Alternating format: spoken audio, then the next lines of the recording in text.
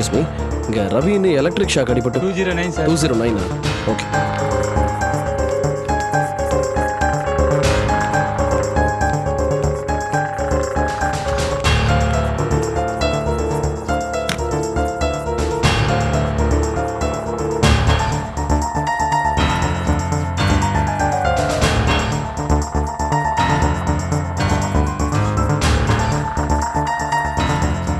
இல்லை செல்வம், என்ன வந்ததும் சத்தம் இல்லாமல் கிளம்புற? எப்படி இருக்கீங்க ரவி? ஏன் என்னை பார்க்கறதுக்கு பயமா? எதுக்கு?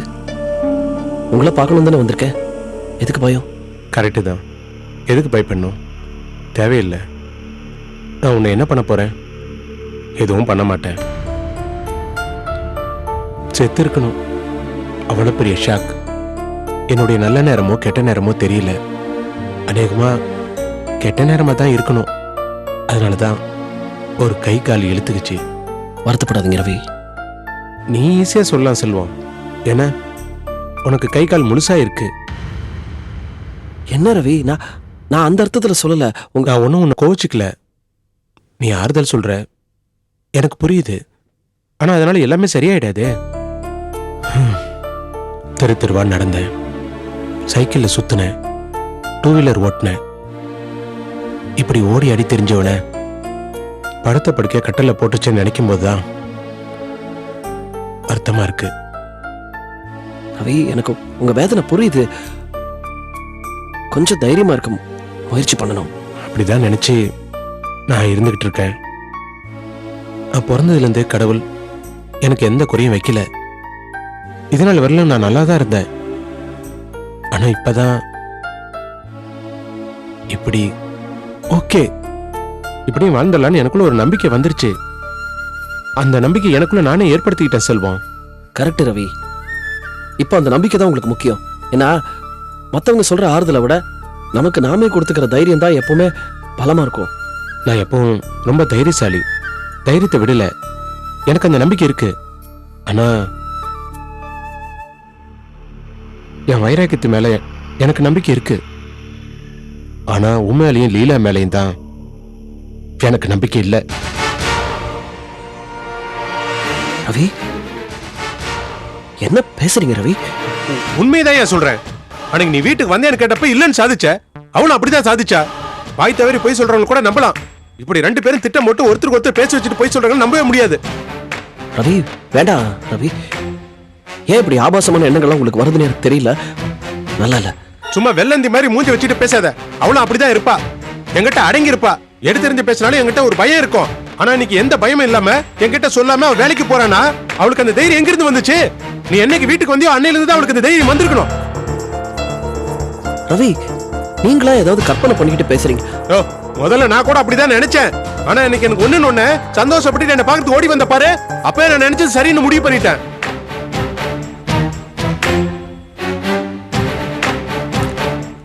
நான் கிளம்புறேன் ரவி. உண்மை சுடுன்னு சொல்லுவாங்க. அதான் ரொம்ப ரொம்ப சுற்றுச்சு போல இருக்கு. கிளம்பிட்ட.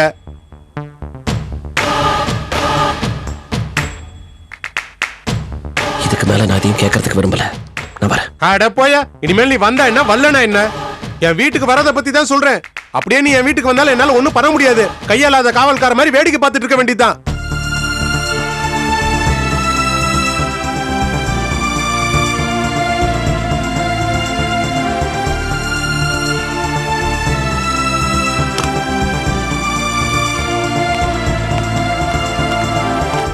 வா செல்வம்.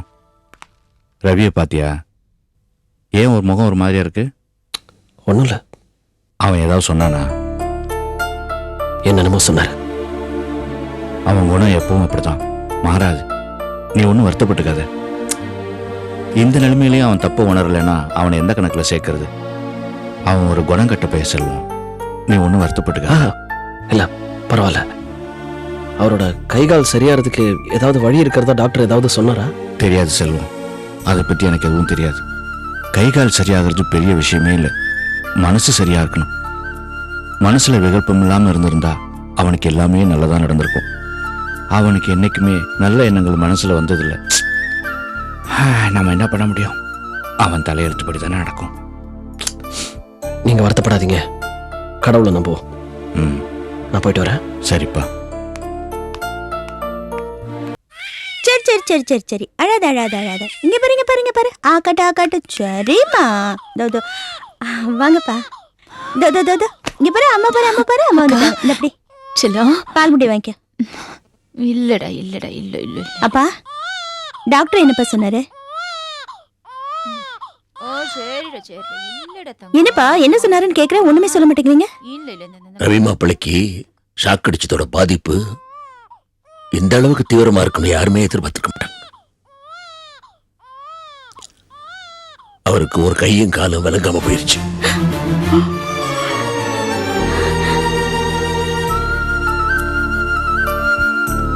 ஆமா, டாக்டர் இது காலப்போக்கில் சரியாயிருன்னு தானே சொல்றாங்க.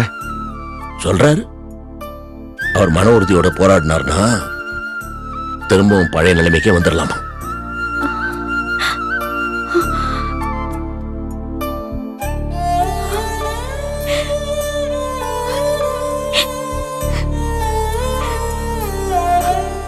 உனக்கு இப்படி எல்லாம் நடக்குது? இல்ல லீலா, கவனம் இல்லாம பிரச்சனை இழுத்து விட்டாரு. அதனால அவருக்கும் சிரமம், நமக்கும் சிரமம். கவலைப்படாத லீலா, அதான் காலப்போக்கில் டாக்டர் எல்லாம் சரியா போயிடும் சொல்லியிருக்காருல்ல. மாமா, என் விதி எப்படியோ அப்படித்தான் எல்லாமே நடக்கும். பாவண்டி அவரு ரொம்ப வேதனைப்பட்டிருப்பாரு. ஆனா தெரிந்திருப்பாருடி. நீ வேணா பாரு, இந்த சூழ்நிலையில அவர் உனக்கு செஞ்சதெல்லாம் தப்புன்னு உணர்ந்திருப்பாரு. இனிமே உன்னை நல்லபடியா பார்த்துப்பாரு. ஆமா அக்கா, உனக்கு ரொம்ப தாங்க பேராசை. அவர் மாறிடுவாருன்னு நீ கனவுல கூட நினைச்சு பார்க்காதக்கா. ஏன்னா என் தலையெழுத்து அப்படி. என்னப்பா என்ன சொல்றா இவ? என்னத்தம்மா சொல்றது? அவருக்கு இப்படி ஆயிருச்சேன்னு நாலு இல்லாம பதறிட்டு போய் ஆறுதலா 4 வார்த்தை சொல்லலான்னு அவர்கிட்ட போனா, அவர் வாயை திறந்து முதல்ல சொன்ன வார்த்தையை கேட்டுதான் நாங்க ஆச்சரியப்பட்டு போனோம். இனிமே என் கவலையெல்லாம் லீலாவை பத்தி தான். ஏதுரா இப்போது அவன் மேல கரிசனம் வந்துச்சே நினைச்சா கவலைக்கான காரணத்தை சொன்னாரு பாரு. கேட்டு துடிச்சு போச்சுமா அந்த பொண்ணு. இனிமே அவரை பத்தி கவலையே படாம இஷ்டத்துக்கு ஆட்டம் போடுவளவு. இப்படி நடக்கணும் எதிர்பார்த்தாலாம். அவருக்கு இப்படி ஆனதுல அவனுக்கு சந்தோஷமா. எப்படி மாமா இந்த மாதிரி சூழ்நிலையிலையும் நாக்கில் விஷந்தன மாதிரி இந்த மாதிரிலாம் பேச முடியுது? இப்படி ஒரு வார்த்தை பேசினா லீலாவோட மனசு புண்படுன்னு அவர் தெரியாதா? என்ன மனுஷன் அவன். ச்சே. அப்பா இப்படியே போனா அவருக்கு பைத்தியம் பிடிச்சிடும்பா. இப்ப கூட திருந்தலனா வேற எப்பதான் திருந்து வர? இனிமே அவரை பத்தி கவலைப்பட்டு பிரயோஜனமே இல்லை. இனிமே லீலா செய்ய வேண்டியது ஒன்னே ஒண்ணுதான். எனக்கு கொடுப்பன இவ்வளவுதான்னு அவர் சொன்னதை மறந்துட்டு என் குழந்தைகளுக்காவது போராடி ஜெயிச்சு காட்டுவேங்கிற நம்பிக்கை அதுக்கு வேணும். இனிமே அந்த நம்பிக்கை தான் இதுக்கு பலம். இனிமே அவரை பத்தி பேசாதீங்கப்பா. இனிமே என் குழந்தைங்கள நான் நல்லபடியா வளர்க்கணும். அது மட்டும் தான் என்னோட ஆசை. என் குழந்தைங்களோட கொஞ்சம் பேசி சந்தோஷமா விளையாடிட்டு இருக்க வேண்டியவ இப்போ வேலைக்கு போக வேண்டிய நிர்பந்தத்துல வந்து மாட்டிட்டு இருக்க. இல்ல மனசை போட்டு அழட்டிக்காத, எல்லாம் நல்லபடியா நடக்கும். தைரியமா இரு. இப்ப எனக்கு அந்த தைரியம் வந்துருச்சு மாமா. அந்த தைரியத்தை எனக்கு என் புருஷன் கொடுத்திருக்காரு. அவர் இனிமே எனக்கு ஒரு நல்ல புருஷன் இருக்க மாட்டாரு, ஆதரவா இருக்க மாட்டாருன்னு தெரிஞ்சதும் எனக்குள்ளேயே ஏற்பட்ட தைரியம் அது தீயா பரவி என் மனசு முழுக்க தெம்பு கொடுத்துட்டு இருக்கு மாமா. தெம்பு கொடுத்துட்டு இருக்கு. என் வாழ்க்கையில எதிர்நீச்சல் போடணுங்கிற ஒரு எண்ணம் என் குழந்தைங்களால தான் வந்தது மாமா. இதுங்களோட முகத்தை பார்த்தா எந்த சூழ்நிலையிலையும் ரொம்ப நொறுங்கிடாம வேரோட சாஞ்சிடாம எனக்கு பலமா இருக்குது. என்னோட எண்ணம் இல்ல இதுங்களை நல்லபடியா வளர்க்கணும். அது வரைக்கும் எனக்கு எந்த பாதிப்பும் வந்துடக்கூடாது. அது வரைக்கும் நான் உயிரோட இருக்கணும்.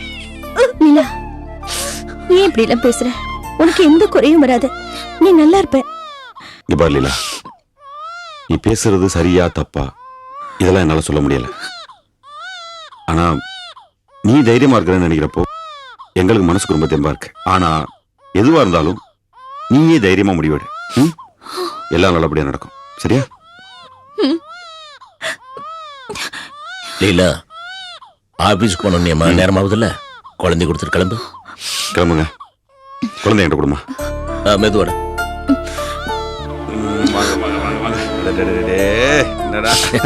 போயிட்டு வா. கிளம்பு. பாத்துக்கோங்க. வரேன்டா. அழாத. சரி சரி. என்னதுனும் ரவியை போய் பார்த்துட்டு வரலாம்னு நினைச்சேன். இப்பவே இந்த மாதிரிலாம் பேசிக்கிட்டு இருக்காரு. நான் போய் பார்த்து அவர் ஏதாவது ஏடாடமா பேசி அவர் உடம்புக்கே மேற்கொண்டு ஏதாவது ஆயிரப்போகுது. அது என்னவோ மாமா, பாவம் மாமா லீலா. கல்யாணத்துக்கு முன்னாலே எவ்வளவு சந்தோஷமா இருந்தா. சரிம்மா சரிம்மா சரிம்மா.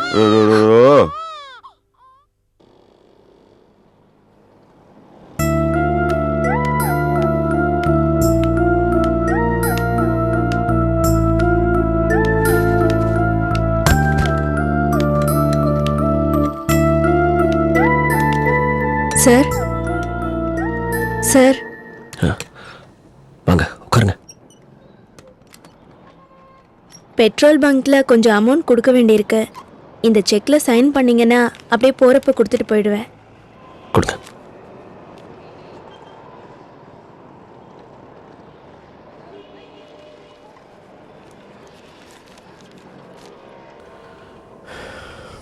சார்,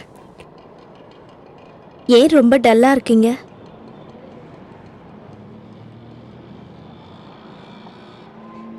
என்னை பத்தி நினைச்ச சக்தி,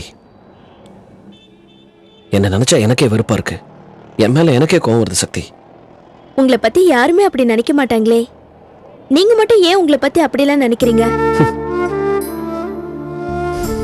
சார், உங்க கூட பழகின இத்தனை நாள்ல உங்க மனசு, உங்க பிஹேவியர், உங்க குணம் இதெல்லாம் பத்தி நான் நல்லா புரிஞ்சுக்கிட்டேன். உங்களை மாதிரி ஒருத்தரை பார்க்கறதே ரொம்ப அபூர்வம். அப்படி இருக்கும்போது ஏன் உங்களை பத்தி நீங்களே இப்படி எல்லாம் நினைச்சுக்கிறீங்க? நீங்க எல்லாருக்குமே நல்லது தானே செய்றீங்க. அதுதான் சக்தி, என்ன நானே அடிக்கடி கேட்டுக்கிற கேள்வி. எல்லாருக்கும் நல்லது நினைக்கிறேன். என்னால முடிஞ்ச வரைக்கும் எல்லாருக்கும் நல்லதுதான் செய்யறேன். ஆனா எனக்கு தான் இப்படி.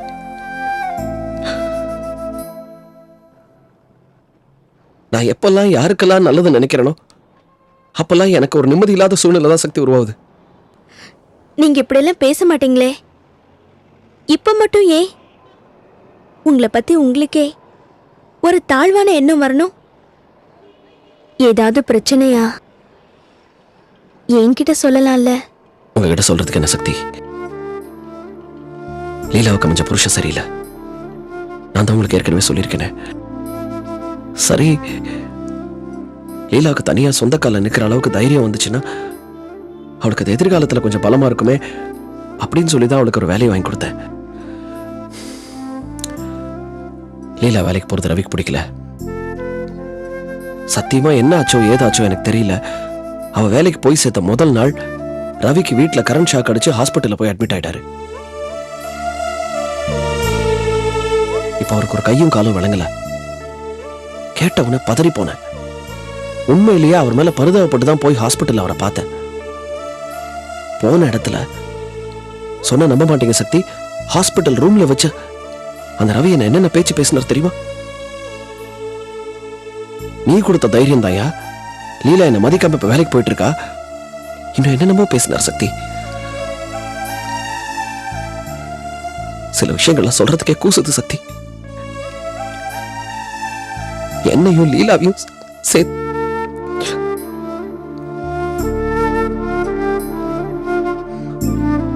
முகத்துக்கு நேரா அவ்வளவு வக்கரமா பேசுறார் சக்தி.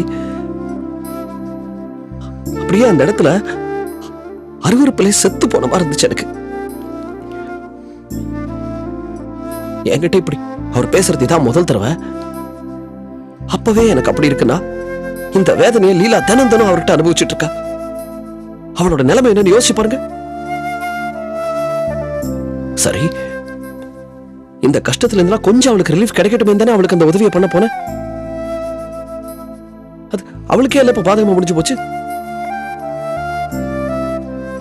எனக்கு புரியல சக்தி. இதுக்கெல்லாம் காரணம் நான் தானே. ஒருவேளை நான் இந்த உதவியை செய்யாம இருந்திருந்தா ரவிக்கு ஷாக் கூட அடிச்சிருக்காதுன்னு தோணுது எனக்கு. இவ்வளவு பெரிய பிரச்சனை வந்திருக்காதுன்னு தோணுது எனக்கு. சத்தியமா இதுக்கெல்லாம் நான் தான் காரணம் மறுபடியும் எனக்கு தோணிக்கிட்டு இருக்கு. சார், அவரோட குணத்துக்கு லீலா வேலைக்கு போறது மட்டும் இல்ல, வேற எந்த விஷயமா இருந்தாலும் அவர் அப்படிதான் நடந்துகிட்டு இருப்பாரு. இல்ல சக்தி, இன்னி வரைக்கும் லீலா அனுபவிக்கிற மொத்த கஷ்டத்துக்கும் ஒரே காரணம் ஆரம்ப காலத்துல அவ மேல வச்சிருந்த பிரியம்தான். என்னோட ராசியோ என்னவோ தெரியல, அந்த பொண்ணை போட்டு இந்த பாடுபடுத்துது. என் மேல பிரிய வச்சவங்களுக்குலாம் இதுதான் கதினா நான் என்ன நொந்துக்கிற தவிர வேற என்ன பண்ண முடியும் சக்தி? என்ன ஒரு ராசி இல்லாத பிறவி நான். எனக்கு